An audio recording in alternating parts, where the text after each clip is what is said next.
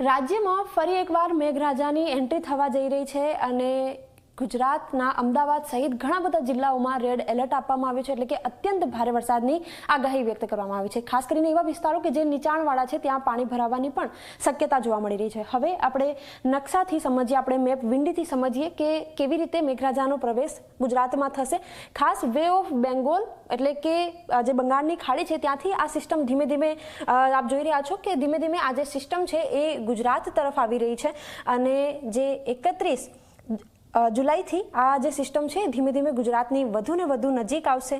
1 ઓગસ્ટની વાત કરીએ, આપ જુઓ કે આખીને આખી જે સિસ્ટમ છે એ ધીમે ધીમે હવે ગુજરાત તરફ આવી રહી છે, અમદાવાદ તરફ આવી રહી છે અને સમગ્ર જે આખી સિસ્ટમ છે એ આપ જુઓ કે અહીં આખી જે સિસ્ટમ છે એટલે કે અહીંના જે જિલ્લાઓ છે એની ઉપર આ સિસ્ટમ રહેશે, એટલે કે અત્યંત ભારે વરસાદની આગાહી વ્યક્ત કરવામાં આવી છે। ખાસ અમદાવાદ જુઓ કે અમદાવાદ રેડ એલર્ટ છે, સાથે જ મહેસાણાનો ભાગ હોય, વડોદરાનો ભાગ હોય, દક્ષિણ ગુજરાતનો ભાગ હોય, ઘણા બધા જિલ્લાઓ છે કે જેની ઉપર આ સિસ્ટમ પ્રભાવિત હશે। એમાં જ બનાસકાંઠાનો વિસ્તાર હોય, ધીમે ધીમે કચ્છનો જે વિસ્તાર છે એ આ સિસ્ટમ અંતર્ગત હશે, એટલે કે અત્યંત ભારે વરસાદની આગાહી વ્યક્ત કરવામાં આવી છે। ખાસ આ જે જિલ્લાઓ છે ત્યાં રેડ એલર્ટ હશે, ધીમે ધીમે પછી કિનારાના જે જિલ્લાઓ છે ત્યાં ઓરેન્જ એલર્ટ અને આસપાસના જે જિલ્લાઓ હશે ત્યાં યલો એલર્ટ એટલે કે ભારે વરસાદની આગાહી વ્યક્ત કરવામાં આવી છે। ખાસ આ જે સિસ્ટમ છે એ 2 ઓગસ્ટ સુધી રહેશે। કુલ 4 જેટલી સિસ્ટમ છે કે જે ગુજરાત ઉપર પ્રભાવિત રહેશે, જેના કારણે અત્યંત ભારે વરસાદની આગાહી વ્યક્ત કરવામાં આવી છે। ખાસ નીચાણવાળા જે વિસ્તારો છે